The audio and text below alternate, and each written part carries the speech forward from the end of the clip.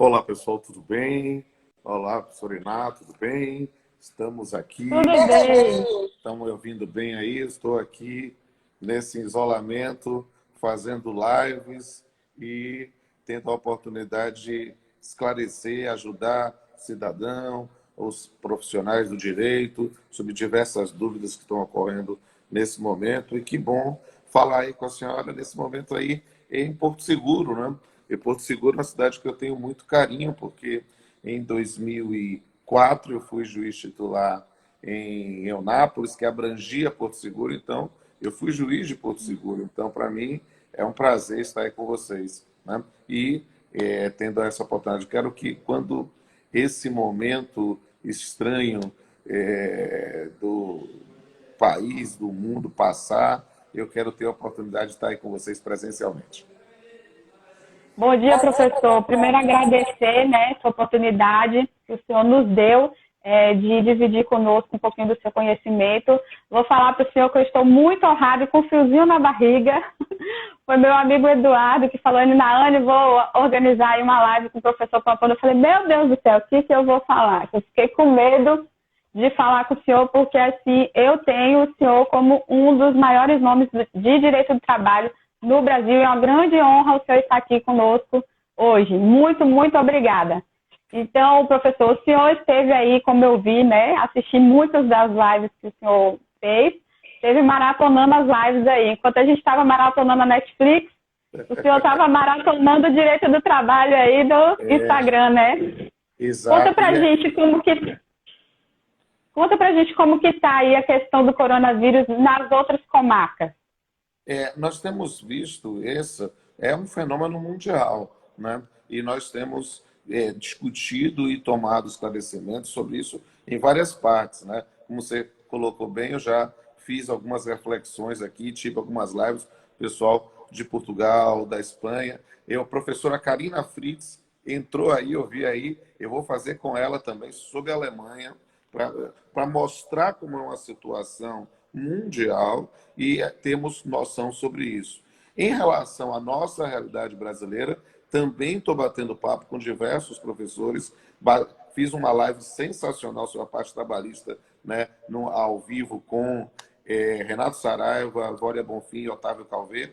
E eu estou falando tudo isso porque, enquanto o pessoal está entrando, fica registrado para que eles possam entrar lá no meu canal no YouTube. Se inscrevam nos meus canais do YouTube, é de graça, não tem que pagar nada. Então, tem o canal Pamplona, que é o canal tradicional, e eu criei o canal Papeando com Pamplona, justamente com esse material, com um plantão do coronavírus especial. Essa live nossa, eu vou colocar lá também.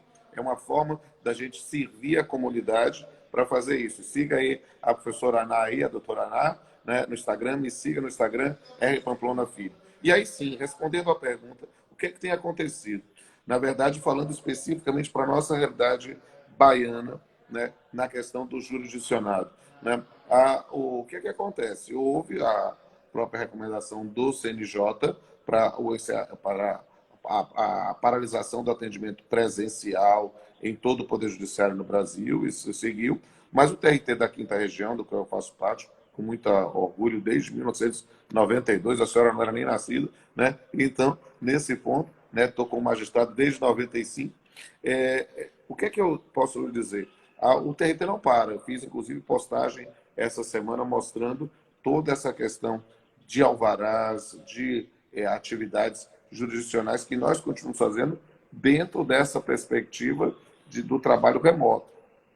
Eu estou de férias ainda, formalmente, eu tirei férias a partir do dia 2 de março, em tese. Amanhã é meu último dia de férias, mas eu estou trabalhando todo dia, né, via PJE, para verificar isso. Abri, inclusive, e falo isso com muito orgulho, de forma espontânea, né, podem ver no meu Instagram, eu disponibilizei meu e-mail pessoal, né, e um telefone para que entrasse em contato diretamente com o celular do meu diretor de secretaria, para que os advogados pudessem informar sobre processos que se encontravam em condições de haver liberação de valores, sejam situações de acordos ou valores incontroversos que estavam nos autos, para poder pensar no jurisdicionado, né? Da mesma forma, verifiquei essa questão A gente está discutindo hoje, inclusive em grupos de juízes, né, como é que, se nós vamos aplicar uma cláusula rebus sic stantibus, né, que é própria do direito civil, eu tenho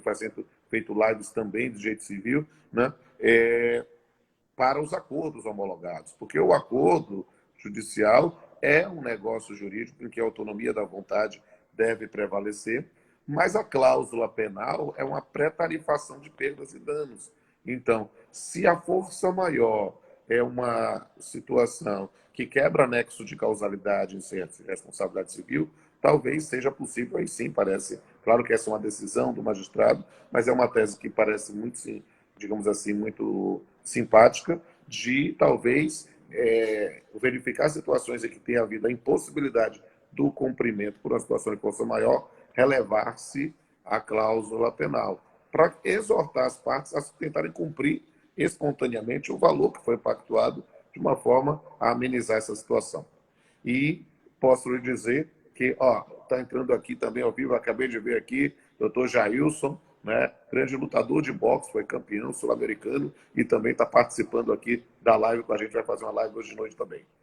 Ira, com você, essa é uma visão no panorama geral. Pode fazer perguntas específicas sobre relação de direito material, processual, estou à sua disposição. E dizendo mais uma vez, eu gosto muito de Porto Seguro, fui muito bem tratado aí. A doutora Andréa Schwartz, que é a atual juíza titular aí, é a pessoa também das minhas relações, gosto muito. Quero voltar, já falei com os amigos aí da região, quero voltar quando esse caos passar. Quem sabe a gente faz um evento, eu queria fazer a palestra cantada aí. Acho que a gente pode fazer várias coisas e, para mim, servir a comunidade de Porto Seguro, notadamente os profissionais de Porto Seguro, né, é uma honra, um prazer, um privilégio. Pode perguntar o que vocês quiserem. Já adianta o convite aí, passando esse período aí, o senhor vem aqui para fazer um workshop com a gente de audiência trabalhista na prática, e eu sei que a doutora Andréa vai adorar, inclusive a gente divulgou a live lá, né, com os magistrados aqui da cidade, e eu tenho certeza que eles vão gostar muito e os advogados daqui também vão ficar muito felizes com a sua presença aqui. Então, professor, te contar um pouquinho da realidade que a gente está vivendo aqui em Porto Seguro, né? Nossa cidade é uma cidade que vive basicamente do turismo direta ou indiretamente. Então, nós temos a situação do cancelamento das viagens através das passagens aéreas, e aí a gente tem até a questão, né, das empresas aéreas que futuramente tem esse temor delas pedirem recuperação judicial e vir um efeito em cascata, né, para a nossa cidade, que nós temos voos nacionais e internacionais. O nosso governador Rui Costa determinou que a partir de uma certa sexta-feira, não entraria mais nenhum ônibus dentro da cidade de Porto Seguro. Os voos que nós estamos tendo são basicamente para levar os turistas para casa e para trazer os moradores para cá. Nós tivemos um decreto aqui da prefeitura que determinou o fechamento de todo o comércio em geral por 15 dias. Nós vamos ficar fechados até dia 5 de abril, mais ou menos, e aí só ficam em funcionamento os serviços essenciais. Farmácia, supermercado, posto de gasolina, etc. A questão que nós estamos tendo é a seguinte: muitos hotéis tiveram realmente que fechar as suas portas. E a questão não é só fechar as portas por 15 dias, porque como nós temos um efeito em cascata de outros países e do Brasil inteiro, porque nós somos um destino turístico do mundo inteiro, temos hotéis que já falaram que vão fechar a empresa de vez, né? Fechou a empresa de vez, e temos outros hotéis que são de maior porte, que têm condições de não fechar a empresa, mas que vão ficar sem funcionamento até junho. Como que ficaria a questão desses trabalhadores? Então, muito tem se discutido, né, na internet a respeito das rescisões por força maior ou a respeito da incidência ou não do fato do príncipe. Qual é o seu entendimento a respeito das rescisões no caso dessas empresas que tiverem que fechar as portas? A sua pergunta é muito importante e, sem sombra de dúvida, a questão jurídica trabalhista de maior repercussão social no momento. E lembre, eu vou falar na condição de professor, não de magistrado, não posso analisar casos concretos. Mas essa é a perspectiva que temos sobre isso. Eu vou analisar do ponto de vista jurídico e do ponto de vista socioeconômico, porque aí quero dar a visão mais completa na condição de professor sobre esse tema. O que é que nós temos? Efetivamente, a lógica, ao que se propugna em geral, é a manutenção dos postos de trabalho, a manutenção da atividade econômica na medida do que será possível.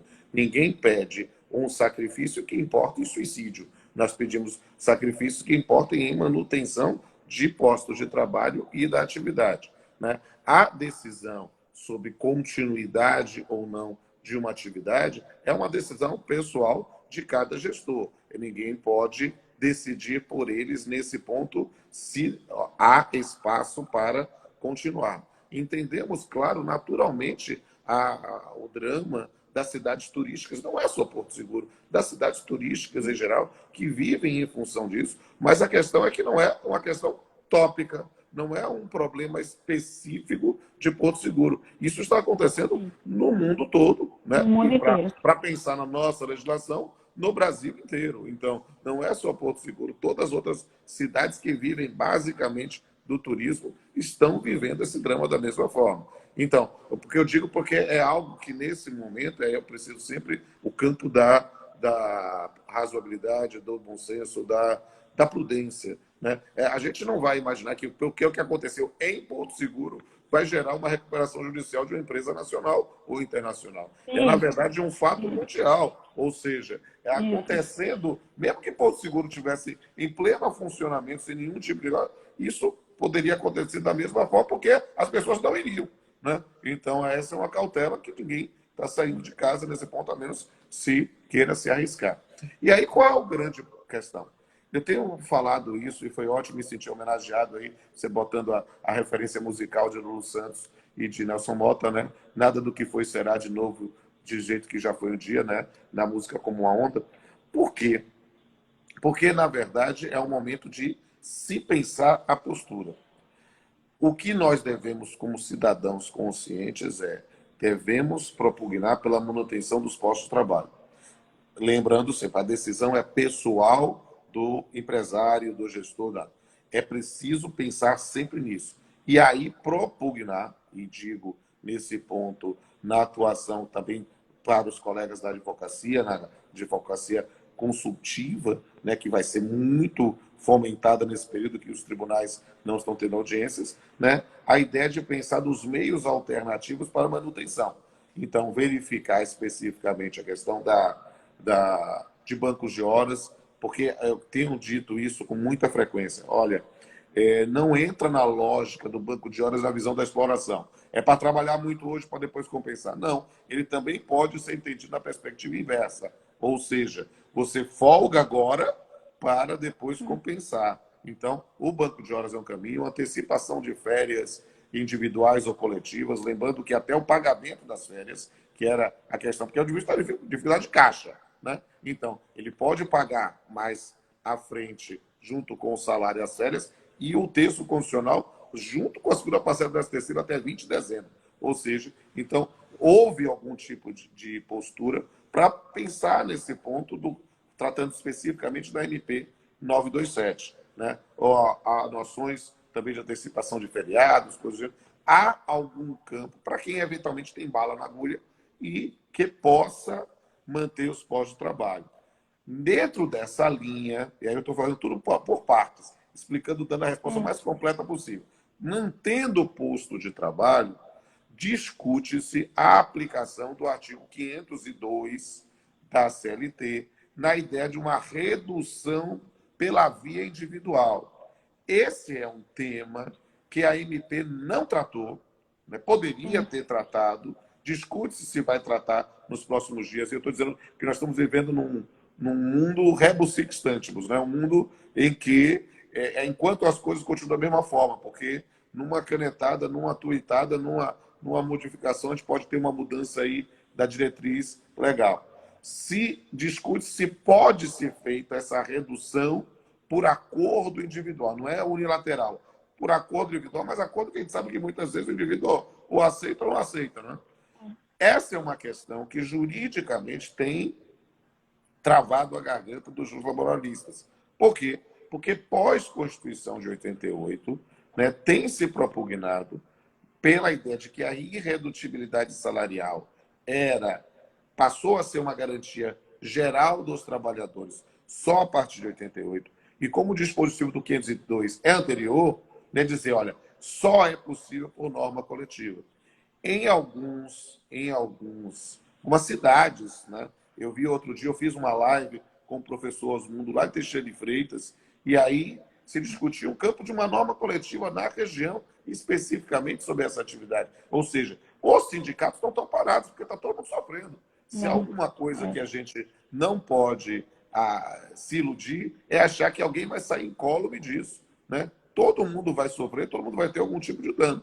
Né? É claro que algumas atividades que vão estar paradas e outras que a atividade vai ser intensificada. Pensar em mercados, pensar em farmácias, pensar em atividades de delivery, isso aumentou muito nos últimos tempos. Né?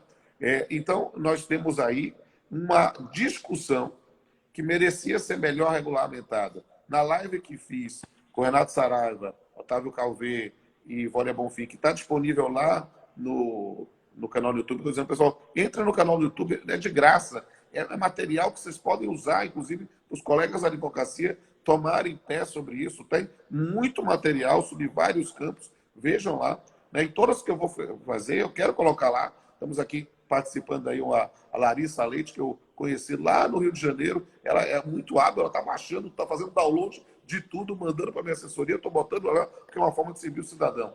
Né? E aí, o que é que a gente precisa? Essa é uma matéria que tem se propugnado para que o governo faça algum tipo de facilitação da negociação coletiva para evitar discussões sobre constitucionalidade. A Larissa, eu acabei de falar dela, ela deu um tchauzinho. Né? Ou há quem ache que há um motivo suficientemente relevante para pensar no acordo individual com a redução.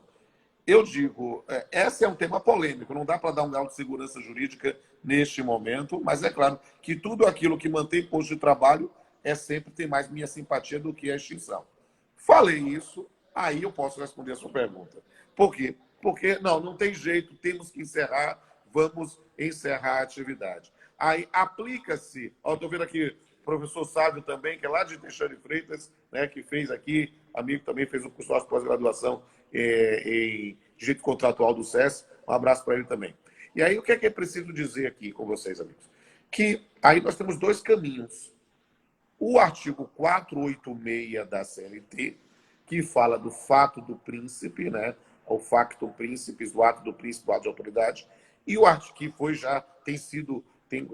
as pessoas estão perguntando para mim direto sobre isso, porque, sabe, se colocou num grupo de WhatsApp, rodou no mundo. Né? Um abraço aqui para o doutor Felipe Gabelotto, aqui da Comissão da Diversidade Sexual da OAB, presidente da comissão, um advogado muito competente, da minha extrema confiança. Um abraço para ele também. E aí, o que é que eu preciso falar aqui? Ou 486, como ato de autoridade, ou 503 para a força maior. Os efeitos jurídicos deles são distintos. E aí nós temos que imaginar como é que nós vamos tratar. Vamos pensar primeiro porque aqui eu tenho que falar, e é o momento em que o professor de direito do trabalho se reencontra com o professor de direito civil. E a gente precisa, e quem milita na área trabalhista tem que lembrar dos conceitos fundamentais de direito civil e vice-versa. O 503, quando fala de força maior, o que é força maior? É o acontecimento inevitável, né? É o acontecimento que não tem como se combater e pensar que uma pandemia pode se enquadrar nessa perspectiva, mas que impeça a realização da atividade. Pode alegar isso? Pode alegar isso. A alegação cabe à parte que suscita. Nesse caso, nós podemos trabalhar com uma presunção. Essa presunção pode ser desconstituída em sentido contrário. Não faz sentido imaginar que um grande empregador que tem uma capacidade econômica, que continue exercendo a atividade econômica, então tive que extinguir esses postos de trabalho por força maior, a questão de prejuízos financeiros, especificamente em função da próprio risco da atividade econômica, não justifica isso. Então é preciso ver. Há um risco. Nessa extinção, pelo 503, há pagamento de verbas rescisórias. Só que a previsão do 503, ela fala de uma redução pela metade, né, da indenização. A previsão do 503 é anterior à Constituição de 88. Então, ela se referia àquela indenização de antiguidade, né, de um mês de salário por ano trabalhado ou fração superior a 6 meses. E aí, nessa perspectiva, pensar na força maior, né, é uma situação em que a gente já tem que fazer uma adaptação da legislação. Por quê? Porque o equivalente dessa indenização por antiguidade é a multa do FGTS, redução, portanto, de 40% para 20%, e, quiçá, o aviso prévio reduzir para metade. Mas todas as demais verbas seriam devidas dentro dessa linha. E, não, fora uma homologação de um acordo extrajudicial, né, que aí poderia ser utilizado também a modalidade do distrato ou outra modalidade, né, você não tem uma segurança. Isso pode ser discutido na justiça. Mas o empregador pode declarar isso e tentar obter uma negociação para essa extinção. Qual é a outra dúvida? E eu deixei propositalmente para o final, porque ela é a mais dramática, ela que gera mais efeitos cruéis do ponto de vista socioeconômico, e é a de aplicação ainda mais polêmica, que é a aplicação do 486, né? A ideia do fato do príncipe, do ato de autoridade. É dizer que não foi possível continuar. Um abraço aqui para a professora Joana Rego, do Trabalho em Foco, está fazendo também lives também. Um grande abraço aqui a todos. Tem um monte de gente entrando aqui no ar também, olha, tá quase 100 pessoas aqui ao vivo, estou achando sensacional. Até o pessoal fazendo uma homenagem ao pessoal do Trembão lá, no restaurante Junto da Justiça do Trabalho, não sei, deve estar passando também por dificuldades nesse ponto. Mande aí minha solidariedade a todos. E aí, o que eu quero falar com vocês? Aí explicar o 486. As pessoas têm rodado em grupos de WhatsApp jogando o 486 como se fosse uma fórmula mágica. E eu tenho muita resistência, muito pudor nessas fórmulas mágicas. A gente estuda direito, a gente não estuda defesa da arte das trevas de Hogwarts. Não é cruciatus spectro patrono ou outra palavra mágica. A gente precisa entender o que é isso. Invocar o 486 é, a priori, pode ser muito conveniente, e pode ser muito conveniente, é uma questão da estratégia de cada um. O pessoal está pedindo para mandar um abraço para Bagé, Rio Grande do Sul. Manda um abraço aí, e o pessoal daqui a pouco bota de que cidades vocês estão falando, para a gente poder mandar um abraço para todo mundo no final. Mas o que é que eu quero dizer? Invocar o artigo 486 vou usar uma expressão bem baiana, tá? É um esparro. Por quê? Porque, digamos assim, pode ser uma solução imediata, muito conveniente, e aí da questão da estratégia. Mas perceba, o que é invocar o 486 é botar o empregado no olho da rua, sem pagar nada, e dizer, se vire. O empregado vai ajuizar uma ação na Justiça do Trabalho, e aí, na Justiça do Trabalho, o empregador vai ter que se defender, e ao se defender, suscitar que está extinguindo com base no fato do príncipe. E aí, o que é que vai acontecer? Nós vamos fazer o equivalente ao chamamento do processo, né? É uma denunciação da lista, trazer tecnicamente a autoridade, e para que a autoridade possa se defender através da sua procuradoria. E aí, dentro dessa perspectiva, verificar se o juiz reconhece ou não o fato do príncipe, e no rigor da ponta da faca na legislação selitista hoje positivado, se o juiz reconhecesse, remete o processo para a vara competente, né, em função de qual é a autoridade. Uma vara da Fazenda Pública ou uma vara federal, se nós estivermos discutindo o ato de autoridade federal. Vou falar sobre isso daqui a pouco, porque isso é fundamental, pensando nos advogados que vão ter que suscitar isso, se for o caso suscitar. Por quê? Porque aí, nesse caso, na previsão legal específica, o processo passa a correr na justiça comum, estadual ou federal. O que pode, nesse caso, ser, no final das contas, quase uma negativa de prestação jurisdicional, né? Detalhes sobre isso, pensando no universo amplo daqueles que estão pensando. Estamos aqui com mais de 120 pessoas ao vivo aqui, e isso é sensacional.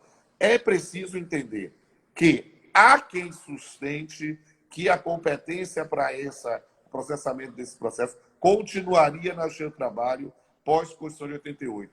Não há pronunciamento do Supremo Tribunal Federal sobre matéria, então é construção meramente doutrinária. O texto legal positivado remete para a justiça comum, o que é esse, falando da expressão baiana, esse esparro. Segunda questão relevante. É preciso verificar que, ao fazer, ao invocar o 486, e se o empresário não tem a menor condição mesmo, parou tudo, não vai ter negócio, fechou a atividade, talvez o único caminho que ele tenha seja invocar o 486, porque ele não teria dinheiro para pagar.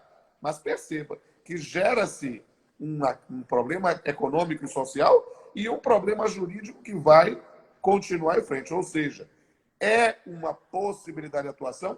É. Agora, não fique achando que dinheiro vai dar em árvore.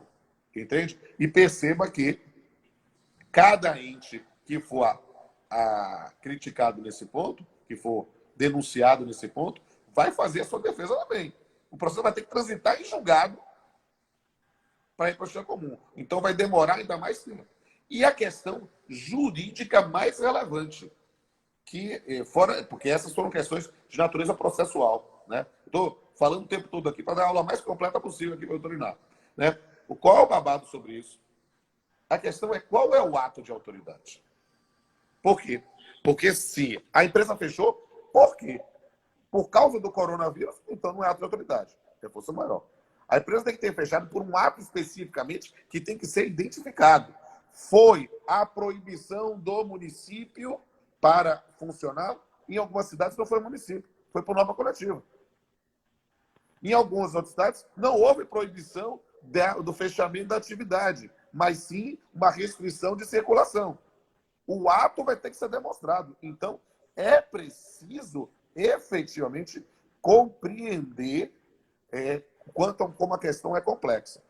Aí eu expliquei tudo aí, devolvo a palavra para a senhora, enquanto a senhora está falando aqui, deixa eu dar um abraço para um monte de gente aqui, porque quando eu falei, o pessoal já começou a dizer de onde estão, então eu vou dar um oi aqui para todo mundo aqui. Nesse momento, um abraço para o da USP de Ribeirão Preto, foi maravilhoso falar, quero voltar lá, adorei palestrar para vocês. Ipatinga, Minas Gerais, também já palestrei lá, foi muito bom. Pojuca, Bahia, preciso conhecer. Conceição do Coité, terra do meu diretor de secretaria, Gilberto, sensacional, né? Pessoal do Ceará, uma Baiana em Aracaju, Paulista em Pernambuco, Porto Seguro, Goiânia, Niterói, né? Pessoal de Salvador, Camaçari, Poções, Candeias, Sergipe, Santo André, Salvador, Porto Seguro, Chapecó, Rio Branco, Acre. Olha, eu estive no Acre ano passado, foi sensacional.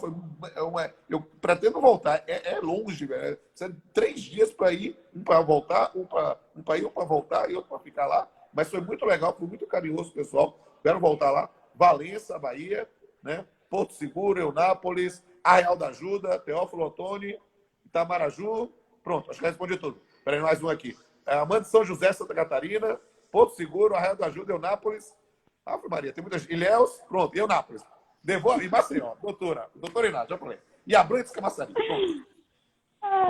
Pessoal, vou pedir para vocês continuarem colocando o coraçãozinho aqui, para que mais pessoas possam ver a live. E o aviãozinho aqui embaixo tem um aviãozinho para vocês mandarem para a galera falando que a gente está online.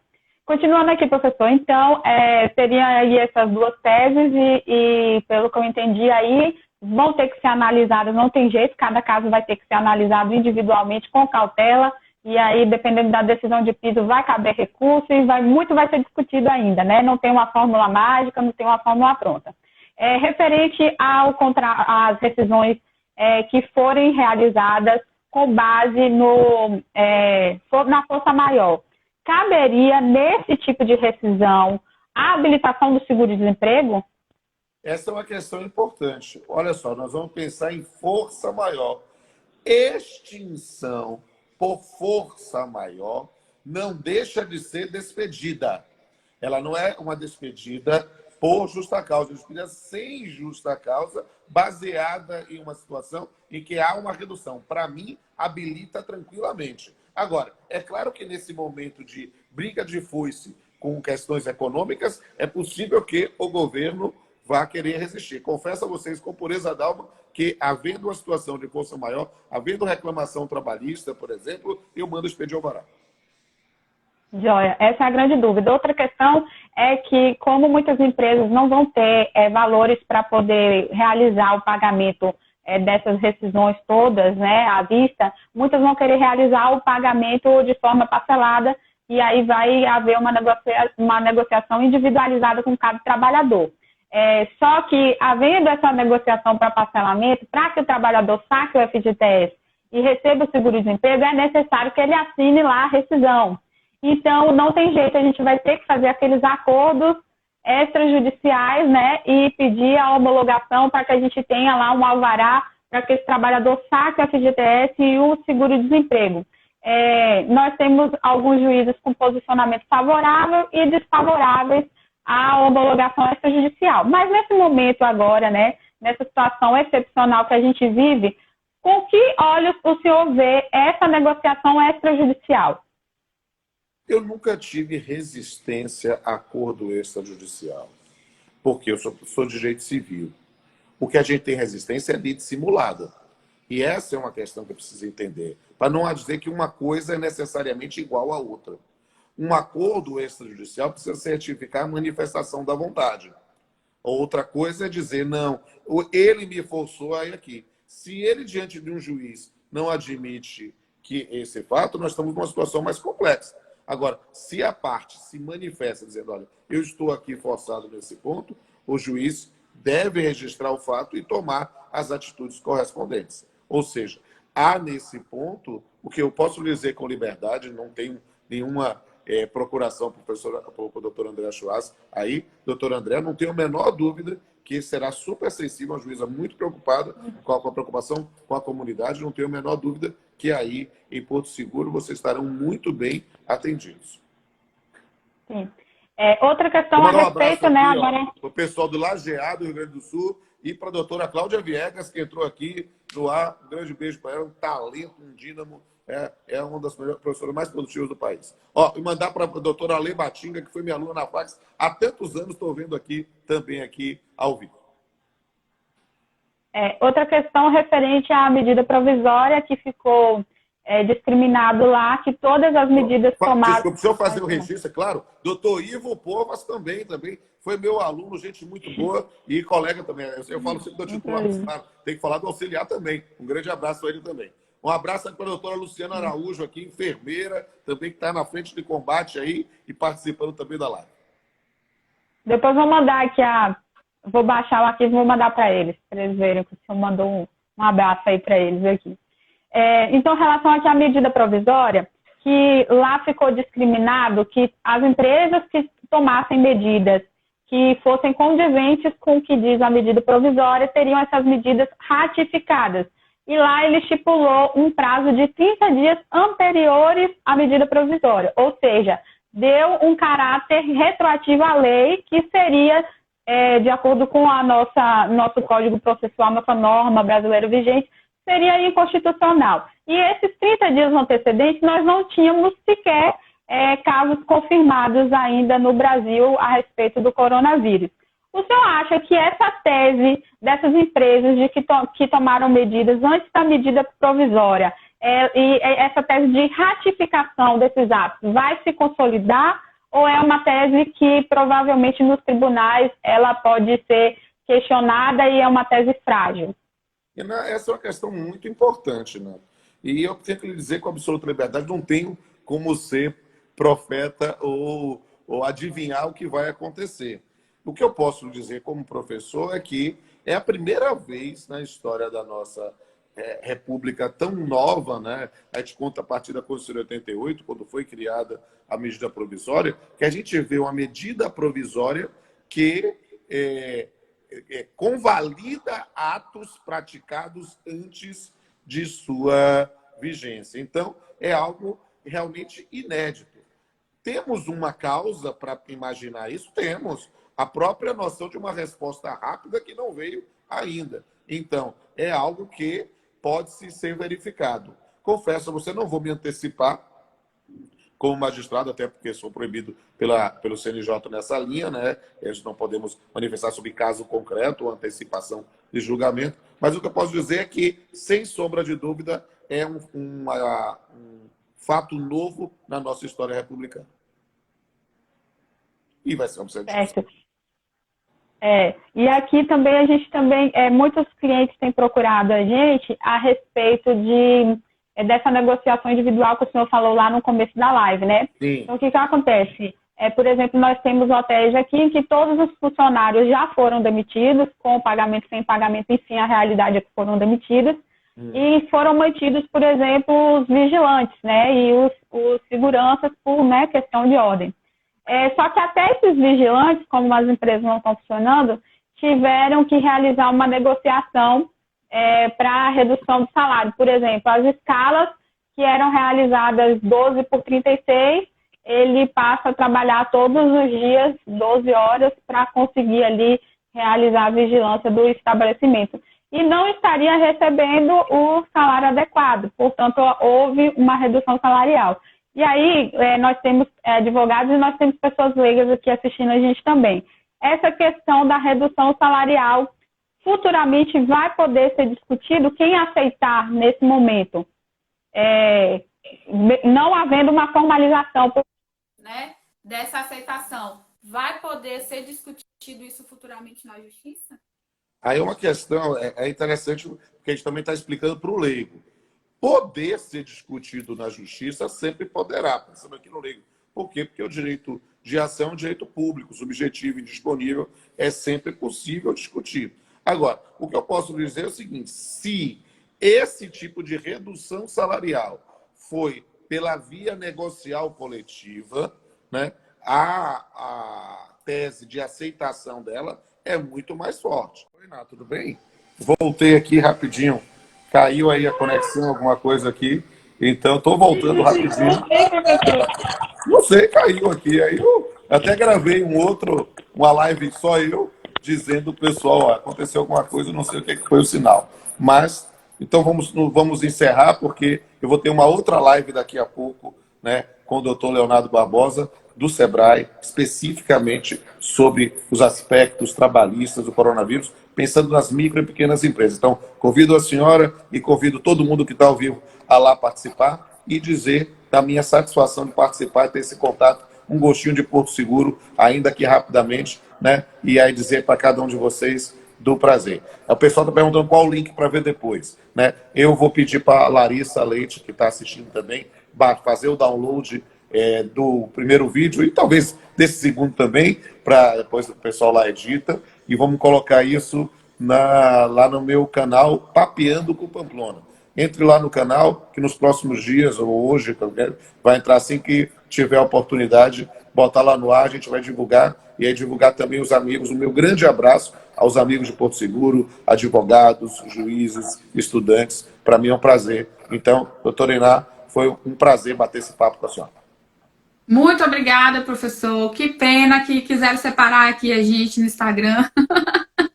Muito obrigada pela sua disponibilidade aí. E eu sei que o senhor está maratonando as lives aí. Mais tarde vai ter alguma live ou amanhã para o senhor falar aqui para a gente acompanhar? Sim, daqui a alguns minutos, 10 horas, eu entro com uma live com o professor Leonardo Barbosa, advogado do Sebrae, falando sobre coronavírus e relações de trabalho, né, principalmente para as micro e pequenas empresas. Já vou anunciar hoje à noite, 7 horas da noite, vou fazer uma live com o maestro Carlos Prazeres, né, da Orquestra Sinfônica da Bahia, falando sobre essa questão da OSBA nesse período aqui. E tenho várias outras lives agendadas. Acompanhe aqui no meu Instagram, vocês vão ver, ter oportunidade, vai ter muita coisa boa. Já estou acertando com a professora Karina Fritz para verificar como está na Alemanha essa questão e ver com mais outros colegas. Então, fique de olho aí, me siga no Instagram, siga a doutora Iná também no Instagram, ela também vai divulgar aí a gente, vai ser um prazer. Obrigada, professor. Boa live lá. A live vai ser no Sebrae Atende. O pessoal colocou aqui no Sebrae Atende. Aí é só seguir lá, ou pelo meu, vocês também acessam da mesma forma. Um abraço a todos e todas.